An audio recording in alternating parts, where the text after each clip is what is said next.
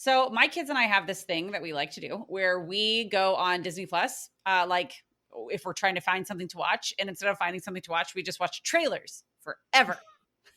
It doesn't matter if they're trailers for shows and movies that we've already seen or ones that are upcoming. Our favorites are the ones that like really pique our interest, and we will legitimately watch them over and over and over again. And it got me thinking, students look at the way we open lessons and units the same way that my kids and I look at trailers. The gateway activity is basically the trailer for what's to come in the classroom. And if it falls flat, that's the one that we're not going to finish, right? Like we're not going to finish watching that trailer. I have already lost most of our students before we even start. Which is why we care so much about it. And so one of our very favorite strategies that we want to share with you right now is a gateway activity using picture books. Picture books are the perfect little intro to big concepts and themes.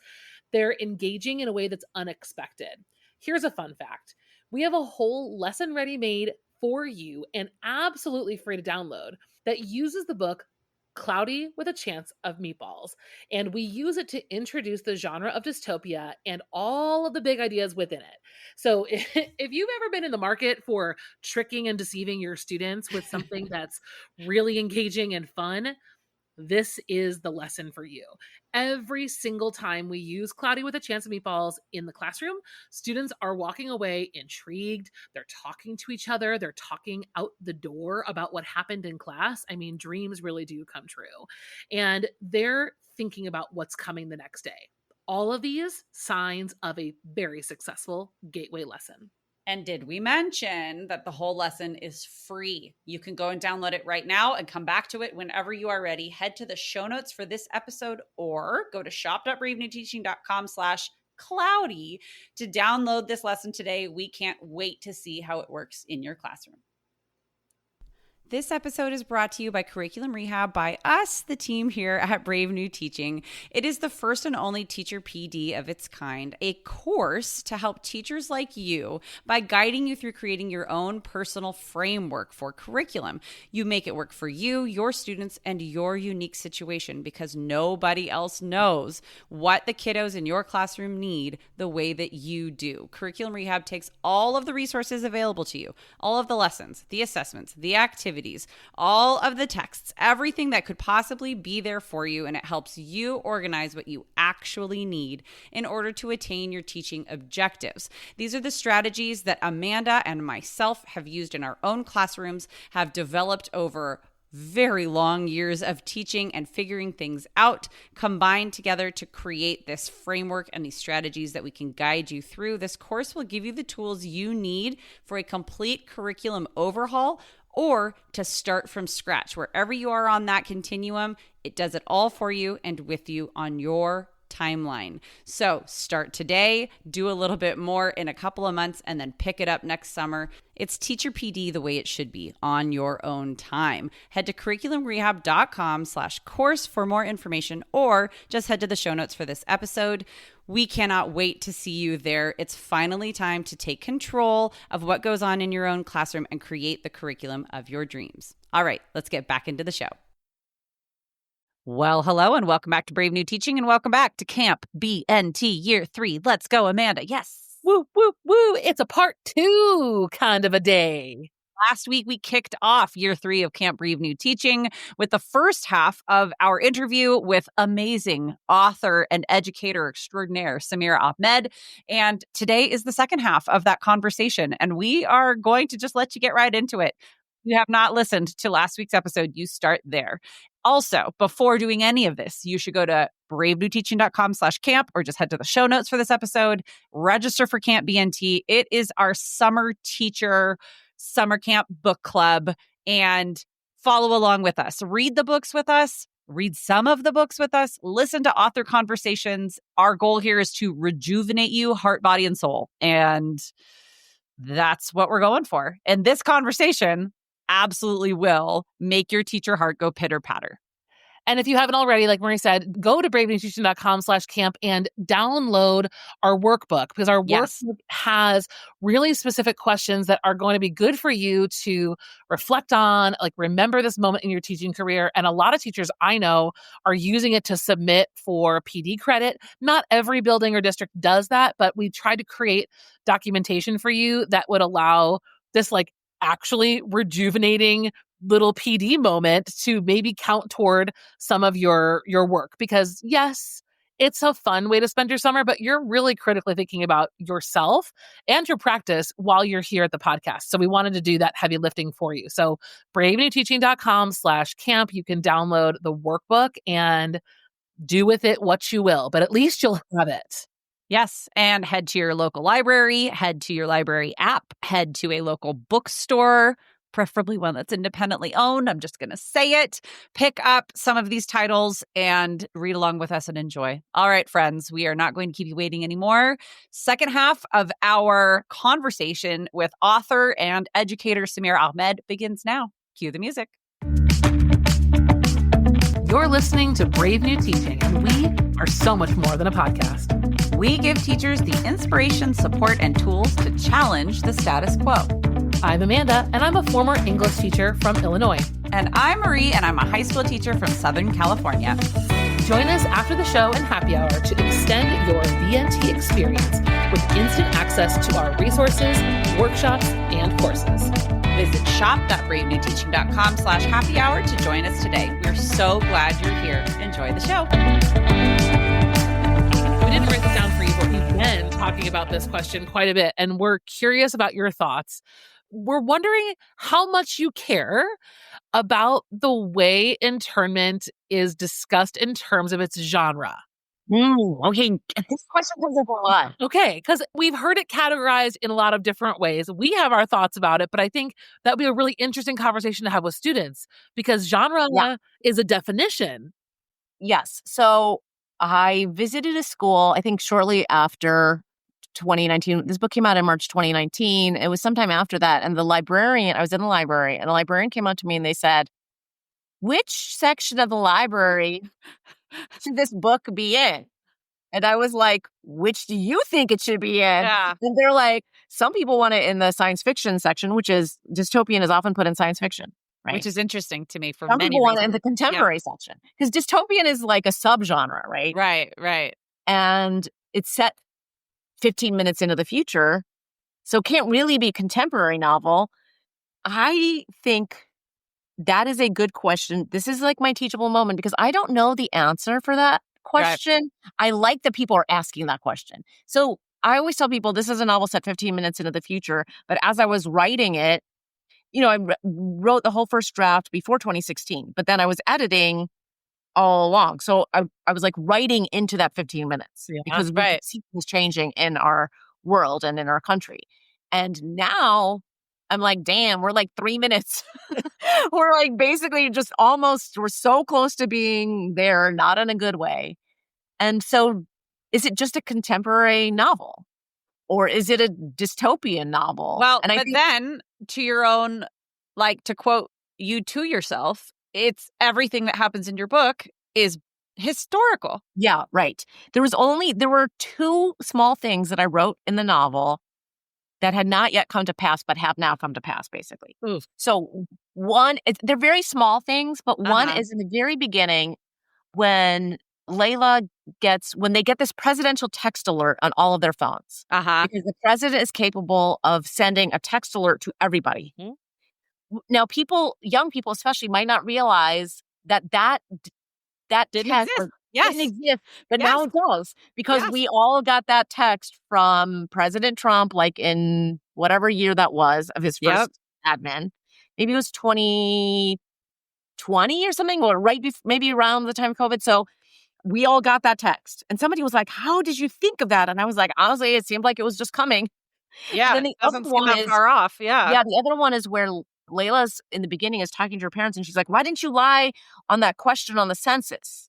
Oh, yeah. That was asking you about religion. Now, I still think there's not a religion question, but Trump is actually trying to change the census, right? Because he wants to add questions. This was actually something that did come up in his first term also. Right. Because he wants to add questions to the census. The census before was not politicized in this way, but it looks like that is going to change now. So they want a question on the census about immigration status. Mm-hmm. That's really going to lead to a lot fewer people answering the census. That was a change. That politicization of the census was something that had not yet happened, but it looks like it is going to happen. Although I found out that during World War II, the census was actually secretly used to try to locate Japanese Americans. Yeah. Terrible. But this is just like what's happening right now, where everyone in our government or Doge wants all of our data to be accessible to them. Yeah. This is part of that, which is... This is that. Yeah. There's no privacy, and so you have to sort of live accordingly. So those were the two little things that I put in the book that had not yet come to pass. And then obviously the big one, which is Muslims being put into internment camps. But look, we've seen it right now, where we've seen like Americans and immigrants like literally rounded up off the streets and sent without due process to camps outside of the country. So it's absolutely bananas. So that doesn't really answer your question. No, it does. It does. No, it does. Yeah. Tell me what you guys think it is. I have never posed internment as a dystopia for multiple reasons. Very plainly, there's no outlandish technology. There's no if you take the Hunger Games, which is like textbook dystopia, and internment, they are nowhere near the same genre. Right. Other than like strong female protagonist who is leading a revolution. Like that's it. But that's like a lot of books. Yeah. Exactly. But even still, that in and of itself does not make dystopia. I put internment in realistic fiction. Yeah. Yeah. Like it's contemporary. Yeah. It's in like I said before, it's in a, art influencing life, influencing art, influencing life, basically question-based unit where it's looking at the time in which people live and to what extent does that influence them, or do they influence culture around them? And so it's going to be with a lot of other realistic fiction. And that's where I think speculative fiction 5 years ago is absolutely where I probably would have stuck it a little bit more comfortably at that point in time. But now I'm looking at it as, like you said, it's 3 minutes in the future. Yeah. It's not that speculative because all of the events to a certain extent have already occurred. Therefore, it's realistic fiction. Yeah.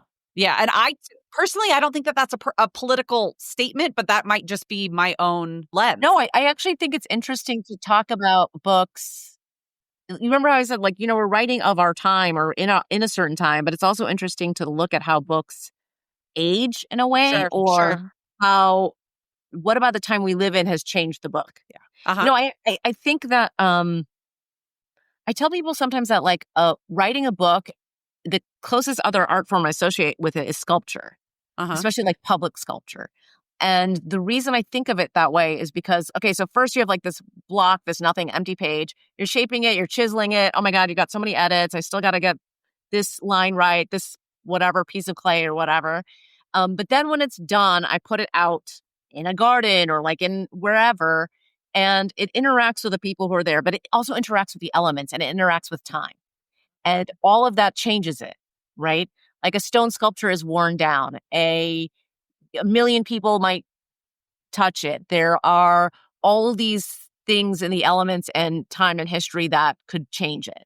And so I always think, or like even for example, sculptures that we've gotten rid of, that were of Confederates. So like these are all things that I think are really interesting lenses through which to examine art. And I think that's an interesting lens through which to examine novels too, which is what does the reader bring to the novel? That's a kind of like intertextuality, right?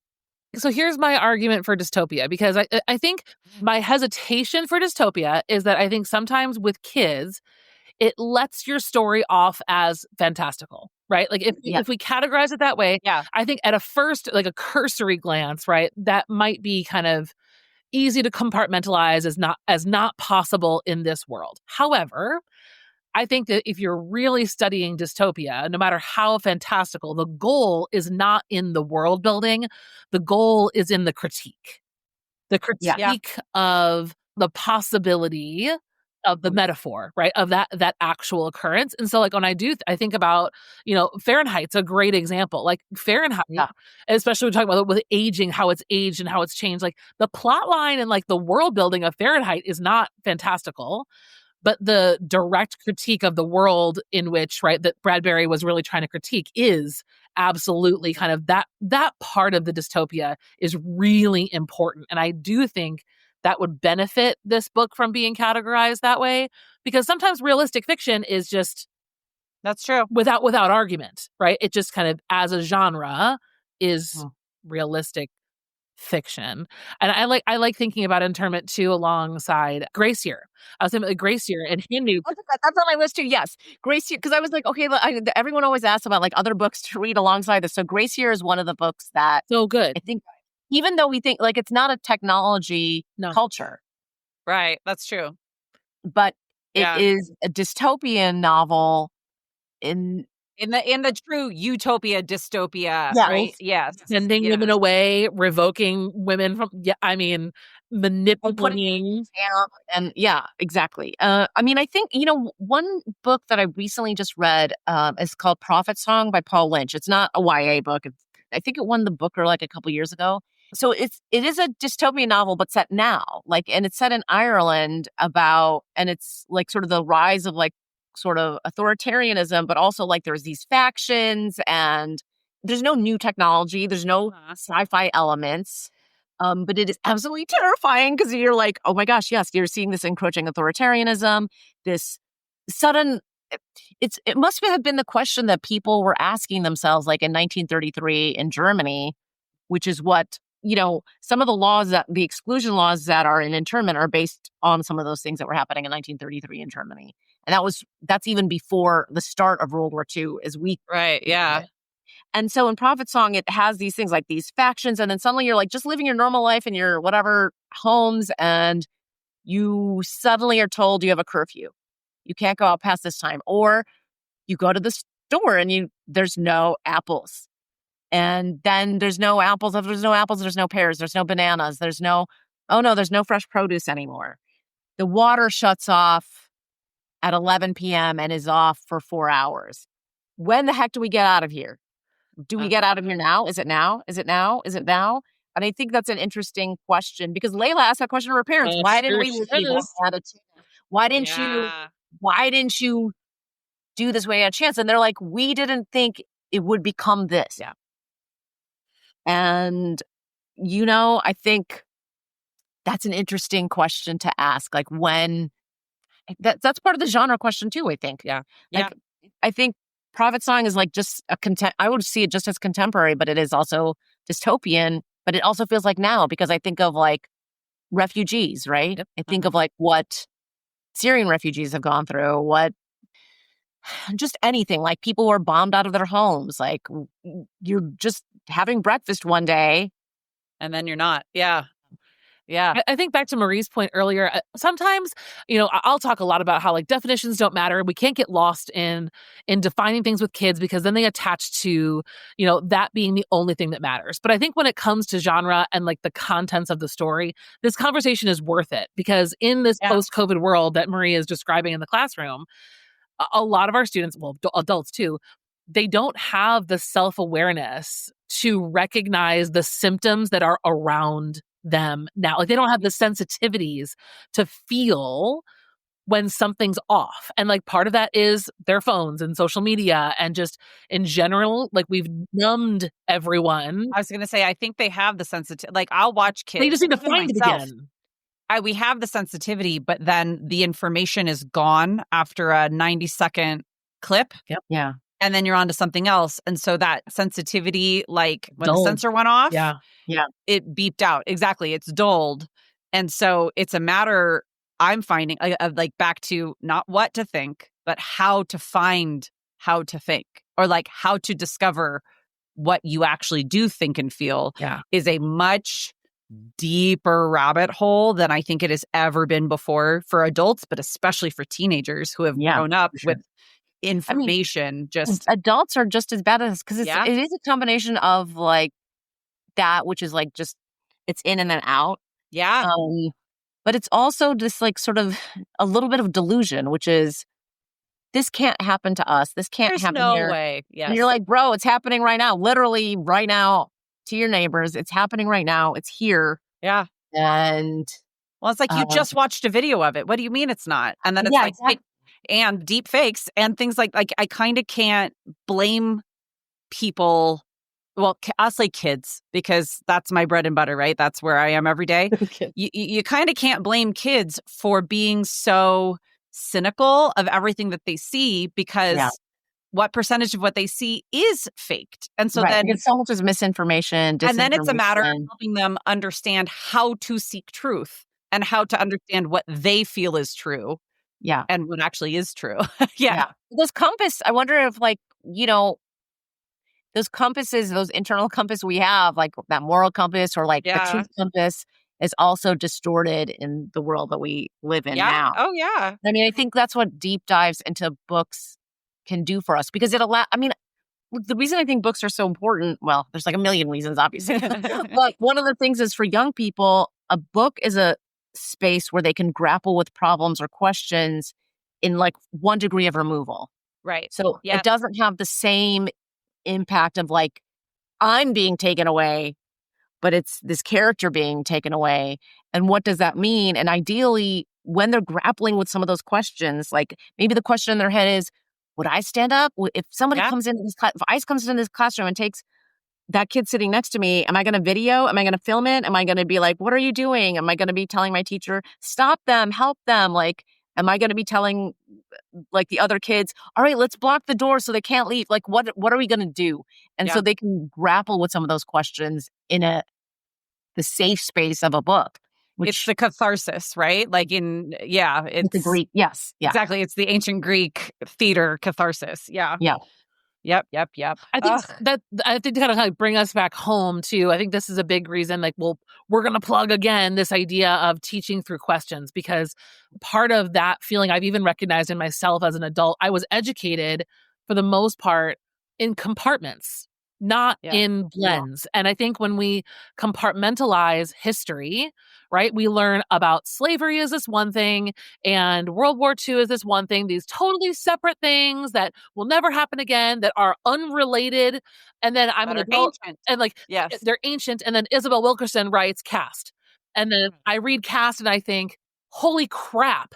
Like, I never, ever, ever, ever would have recognized that slavery and having prison camps were so connected because they were compartmentalized in the education, because we were taught chronologically, because how can you learn anything if it's not taught in order? Like, how, I mean, I think that's like one of the actual failures of the U.S. education system, which is we silo so much information and kids don't have a sense of how all these things interact.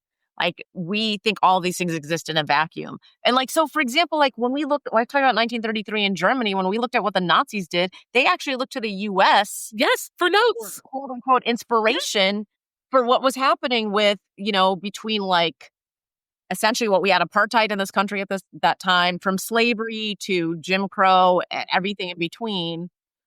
They were looking at that to do what happened here to their Jewish citizen and to others, like to dissenters and disabled individuals and, et cetera. So people don't realize how those things interact.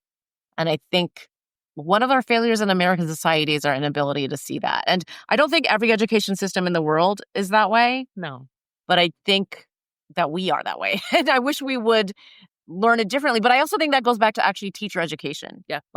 Not just on the kids. It's like how we're teaching our pedagogy and what that means. Like, it is putting a lot on teachers, but you can't just be like an expert and you should be an expert, obviously, in the field you're teaching, but it's so much bigger than just like, say, teaching calculus. And that's why I'm a big fan of like reading across the curriculum and writing across the curriculum, not just in English class, but in history class, but also like in science class and math. I mean, I'd like to see more interaction in this. So like when I was, I taught at Niles North High School in Skokie, Illinois, and we had the writing center there. And one of the things that we were trying to push was actually having teachers who are not English teachers come in and use the writing center for their kids, but also for themselves. So sometimes there would be science teachers in there and that would say, like, I want the kids to write this, that, or the other thing. How do I phrase this question to them? How do I write a prompt? Yeah. Yes, exactly. And I was like, okay, perfect. This is great. And I think you guys spoke about this on one of your podcasts, but it creates a kind of collegiality. I don't know what the right word is. Pedagogical collegiality, which is a sharing of like knowledge and expertise. Mm-hmm. And it allows for some of those interactions that maybe we don't see. Like there's so many things that from science that I think we can find related to, say, if we're talking about Jim Crow, if we're talking about, when you talk about caste, you could talk about Henrietta Lacks in your science class and like link it to the book that you're reading in English and also to what happened in history. Yeah. It broadens the lens, right? Yeah. Like it lets you go and zoom out to be able to see a greater perspective. Yeah. The teachers need to be able to have, number one, I don't think most of our, at university, we're not really teaching pedagogy that way. We're not teaching teachers that way. Yeah. But also in a district, I mean, honestly, I don't know what you all did on your professional development days, but like a lot of ours were just terrible. I wish that there would be more schools that could provide teachers a space for talking about things like this. And I will say that my PD days are either phenomenally useful or not. Yeah. And they kind of always have been. And I will say that it has been harder to make them phenomenally useful since the fallout of 2020. Yeah. Like, because exhaustion is just... I know. There's never been a tired like teacher tired. And so then trying to do deep work from like a professional, like talking about pedagogy is so hard. I mean, even for me, when like I do stuff like it's my spring break when we're having this conversation, because this is what I love to talk about. Yeah. It is very, very hard to do anything meaningful when you're just going, okay, maybe today I can breathe a little bit. Yeah. But like, also when you're being pressured to like make sure that test scores are. Totally. Which, this is just on admin, but like greater society or whatever. But I honestly just hate testing so much. Like I hate standardized testing. I always feel like it's just a snapshot of the thing that's happening that day. Oh, yeah. Did the kid not eat breakfast? Yeah. Right. Is the kid in a bad mood? Do they sleep poorly? Yeah. And I was like, why is everything being defined by this one dumb test on this one day? And it's just so hard to push back against all of that. But you know what? This actually goes, I'm going to do like a full circle moment because it brings us back to internment, which is administrators asking themselves the question of like, how can I find my courage? And some of that courage is about allowing your teachers to actually interact in a way that promotes pedagogy, but also that allows them to be, we always talk about lifelong learners. We want to build lifelong learners. Are you providing that space for your teachers to be learners? Are you providing that space for them to learn from each other? And yes, sometimes that takes an admin pushing back against some of the crap that they have to do or saying, no, I'm not going to do that shit with my teachers because that PD is completely useless. Right. I have to say, so I now do PD professional. That's like now my job. So I left the classroom to pursue putting an end to crappy PD. And so I work with admin and I always ask them what percentage of my work they'd like to be completely directed by me or time with teachers talking to each other. And I really use it. I'm going to do what I want, but I use it as kind of like a barometer to figure out what I'm getting myself into. Am I getting into a situation where they're calling me to fix something that they messed up, or do they genuinely want to see their teachers grow? And for the most part, most people don't call me if they don't already know what they're getting themselves into. So because they've usually found me through the podcast, so I don't make it a secret like what I'm up to. It's not like I'm not hiding. but it's there are still lots of people who are afraid to give teachers time to do the things they need to do because they don't trust them. And it's just like, well, you want to diagnose the issue in your building. I mean, bada bing, bada boom, we're there. Like if you want teachers to inspire kids, then teachers also have to be inspired. Like, it's just like, duh. I mean, like, you can't, teaching is like a totally draining. Yep. Activity. Like, the thing is, people don't realize that you also are on every second. Like, you walk into the classroom and you're on all the time. There's no downtime. Like, you have to use the bathroom between, like, you got 5 minutes between, like, your classes. You can't even be off, like, for the bathroom to be like, I'm just going to comb my hair in here for like 10 minutes so I can have some time away. There's no off period. And so you're on nonstop. Your, like, adrenaline is, like, elevated the entire day. And there's no space for teachers to sometimes even take that breath, like you were saying. I just need to take a breath. I know. Yeah. Well, and unfortunately, like, for me, what I have seen is that, and even for my administrators who they're trying, like, we're all trying. Yeah. We're just so in it that it's hard to see our way out, because that breath comes on a day that we finally aren't actively dealing with 18 crises at a time in front of us, who are 18 different kids. And then the bell rings and in come the next crises. And I don't mean that every child is a crisis, but, like, every child is in crisis at some point in time in the week. Right? 100%. So listen, wait a second. So, Samira, I need to tell you something, but Marie's crying over here because this is okay. She lives in Southern California. So when Marie goes on a bathroom break, she gets to go outside. Their bathrooms are outside. She gets fresh air and a bathroom break. This comes from Amanda visiting my school last July. Listen. And I have a video of her walking around going, what? Where am I? What's going on? I mean, like, we can break down. I mean, God, we're, like, so far from, like, the topic I was supposed to come here and talk about. We can break down education, like, even earlier in this, because I think so many school buildings are designed by architects who hate kids. Yeah. Right? Not yours, Marie. Your building is amazing.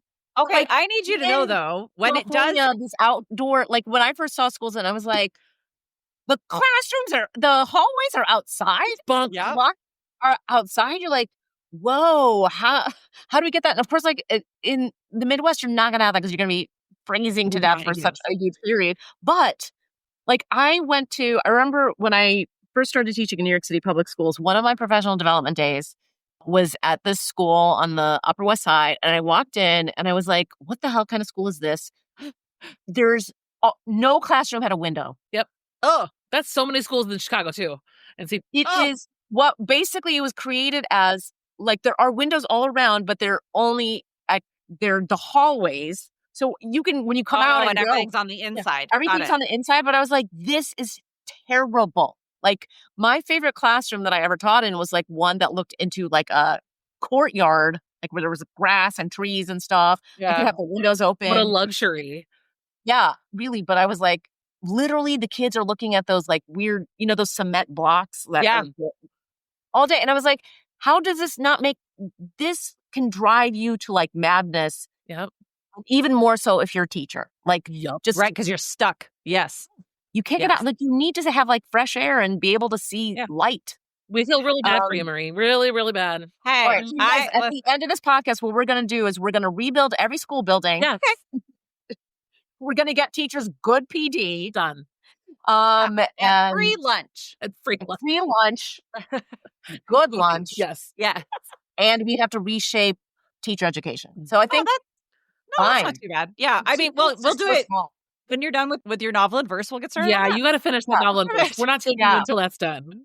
That's this fall. I'll be ready. So in the start of the school year. Amazing. Done. Okay, great. All right, you heard it here, folks. Yeah. Teachers always want a to-do list. That's how we operate. That's fine. Right. Okay, good. Okay. The to-do list certainly can't end, because when it does, what will I do? Well, this to-do list is going to be long, but at least we got it down. Marie's going to finally write her book, because you're next, Marie. I know. Every time we talk to authors, Marie has a little, like, her childhood author is tickling. Yeah. One day. I do. I want to. We'll see. We'll see. I just went to a classroom visit, and the teacher's working on a book, like, in her free time. And she was, like, asking me some questions. I was like, yes, please write your book. I know you have no free time. And I was like, do you have to teach in the summers? Can you put your own kids in summer school? Can you just give yourself a little bit of time to do some of this? Because I think it's awesome. Teachers have many stories to tell. So, Marie, I don't know when you have free time, but about 2 to 4 a.m. I could do it. I can do it. That's what coffee's for. It's fine. We're fine. I know. Who It's needs to fine. sleep now? Please. You've made it this far. I just Yeah, dye also- my gray hair. It's fine. Right. Teachers know how to exist in a world where they're constantly tired. Oh my Exactly. God. Like doctors. Okay. Yes. See? Yeah, like doctors. Yeah. Yeah. They get paid a lot worse, but yeah. All right, Samira, take us out on this question about what's one thing you wish every English teacher knew? Other than what we've talked about already. Okay, so I'm going to do two things. One thing is I hope every English teacher knows, and maybe every teacher in general, whoever's listening to this podcast, I want you to know that I appreciate you. And I thank you for your service to this country. I do not say this with sarcasm or anything else. 100%. That's what I want every single person to know. Okay. I'm grateful for you. And if you need to hear it, just record this bit of my voice, have it on your phone, listen to it sometimes on those days. But I promise you this, and I can't speak for every author that exists, but I can speak for many authors because I've had this conversation with many, many other writers who write YA and middle grade and children's books, picture books. We really do appreciate what you're doing. And we know right now is so tough, not just COVID, but between book bans and all the things that are coming down and how you have to have like really 12 jobs when you really got into this for one job. So thank you so much. The other thing I want to say is that I have always believed that teaching is a subversive activity. That doesn't mean I want you to do anything illegal or do anything terrible, but this is what that means. When you teach a child to read or to write, or when you put forward questions to them that make them think about the world in a different way, or to help them build their curiosity, all of those are subversive acts. And I say that because in a place where we have authoritarianism on the rise, where we have people trying to shut down the freedom to read and the freedom to write and the freedom to think, helping build an educated populace is an antidote to all of that. Mm-hmm. When you are a reader and a writer and a thinker, you will understand that what freedoms you have the right to, and you will not allow yourself to be controlled. And I think that is so, so important. Authoritarianism, fascism hates education and it hates art because an ignorant populace is easier to control. And what you as a teacher are doing right now is pushing back on that and saying, I'm giving my kids all the tools they need to not just to survive, but to thrive and to push back against people who are saying, you don't have a right to read the book you want. You don't have the right to think this way. You don't have the right to write what you want. Uh-huh. So I think teaching is a revolutionary act, and I am very, very proud that all of you all are revolutionaries. I love that. I'm Right. writing down teaching is we're going to put that on a shirt. Oh, we'll send you a shirt. I would love that shirt. Okay. I'll wear it to NCT. I'm hoping I go this year. Oh, yeah. It's in Denver. Maybe I'll see you there. I'm going to try to. Yeah. It's Awesome. amazing. Well, That was a wonderful. Well, we talked an hour over our time. great. You know what? Guess what? It's okay. It's a multi-part episode. No big deal. Yeah, great. People I was like, Lynn. sorry, I've messed up your whole schedule. Nope. Not even a little bit. People don't realize that teachers can talk forever, and so can authors. So Right. There we go. I personally so appreciate you, not just for this conversation, but also for what your work has brought to my classroom. Mm-hmm. With my students Really. who see themselves and see their friends and see their neighbors in the characters that you've brought to life. And that I feel extremely I feel very lucky to have been able to bring your stories into my classroom because it has helped a lot of kids. And then it has helped kids tell their friends who don't have the opportunity or, talk to their cousins or that to me is why we do what we do, especially when it comes to like bringing stories to children.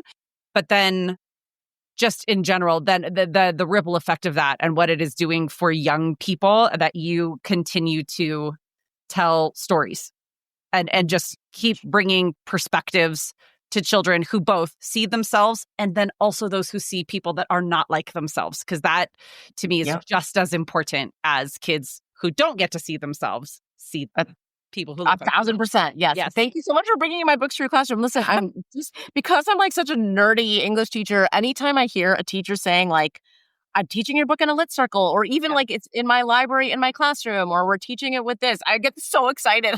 I'm like, oh yes, my book is like in the school. Yeah. It's so exciting. Well, Yeah, I love it. it's I'd like very to say- powerful when kids choose their own books too. And when they gravitate towards your stories, they're so much more connected because they've had the freedom to choose that. And then they really finish. Like, it's great. I know. That's how you can create lifelong readers. Yeah. Well, and I'll take this moment to publicly, in front of all witnesses here, forgive you, Samira, for all that you did to me throughout my journey of internment. I think, it was hard. It was hard enough to read it. You are such a freak. It was hard enough to read the story. And then she gives me like this like gorgeous little moment here with Jake, who's like the kind of character that I don't want to fall in love for with. anybody who hasn't read. I'm not giving any spoilers. I'm just saying it was difficult, but I want to forgive you in front of everyone that it's okay. Thank you so much.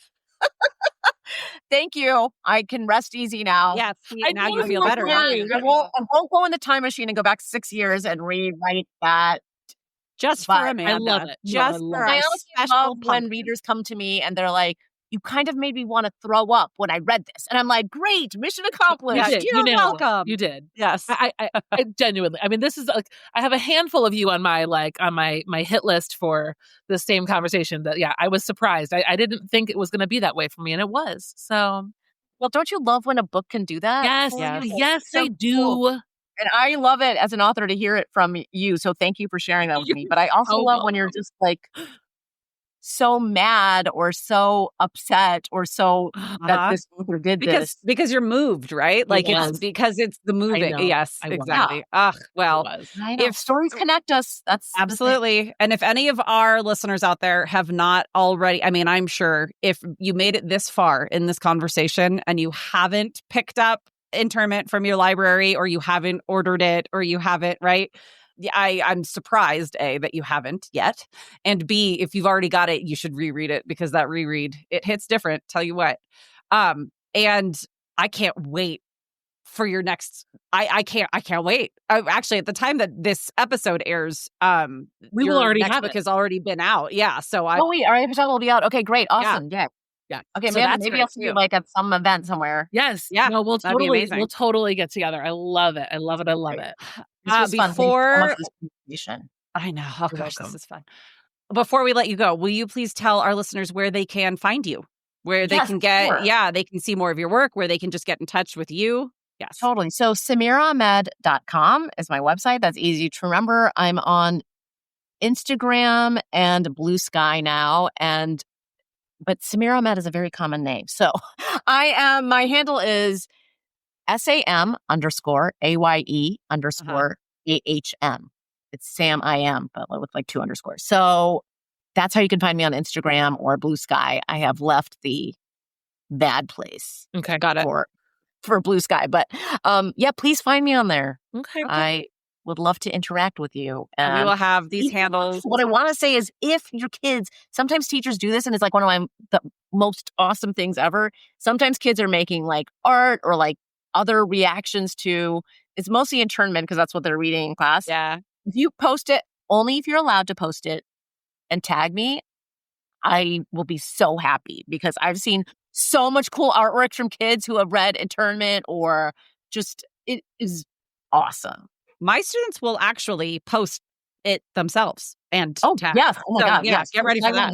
Yes. Yeah. Because they post a heck of a lot more freely even than I do, because they're kids and they don't understand the repercussions of posting. You're like, that's going to follow you everywhere, kid. I know, but that's okay. Thank you so much. And we will have all of your handles and everything linked in the show notes to both of these episodes.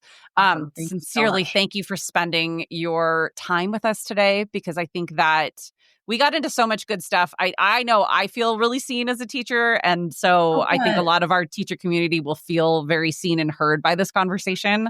And so thank you for being so open and just, giving us, it's so giving of your time. And it's enjoyable for me too, because it gets me, I get excited about it too. And it's also inspiring for me to talk to teachers. So thank you both. Yeah. Thank you. Thank you. And I would actually really like to have you back on the podcast to talk about your future projects, if that is something that you would be let's open do to. that for sure. You know Okay. what? Let's do this. Let's talk about the lesson of the character conflict in question. And That sounds great.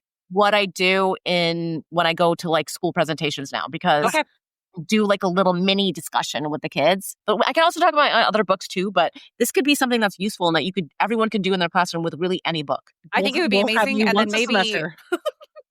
then maybe we can also talk about writing, like the flip side of creative writing and that sort of thing. Okay, great. Well, listen, folks, you heard it here first. We're going to, sometime in the next season, we are going to have this conversation again and we'll pick right back up and it's going to be great. Yeah.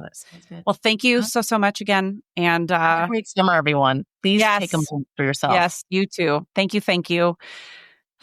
This is where we say goodbye. All right. We will talk to you next time. Bye-bye. All right, friends, you heard it here first. Samira will be back. We are going to have her back on the podcast. We are going to keep talking to her about her projects.